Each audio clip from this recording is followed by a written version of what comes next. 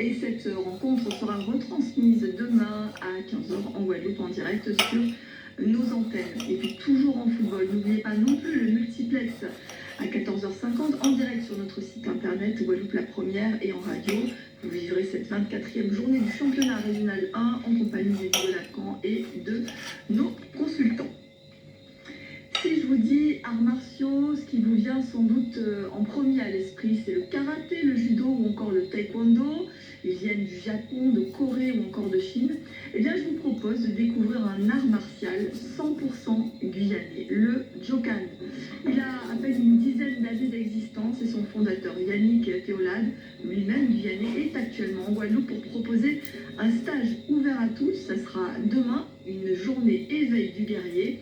Et il est venu nous parler de cette discipline qui est désormais un patrimoine immatériel guyanais depuis 2011. Bonsoir Yannick Théolade. Bonsoir. Merci beaucoup d'avoir accepté notre invitation. Alors je rappelle, vous êtes également docteur en art et musicologie. Alors le Jokan, c'est un mélange d'art guerrier amazonien et bushinengue. Comment avez-vous pensé, construit cette pratique avec ses codes et avec ses principes?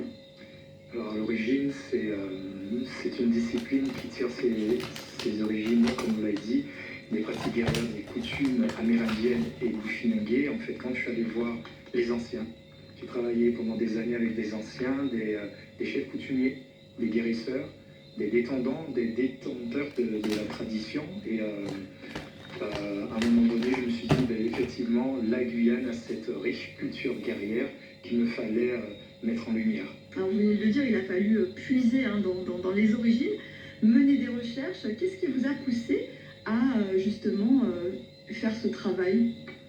Alors la genèse de tout ça, c'est que j'ai fait l'état de mon ignorance, parce que je ne connaissais pas ma culture.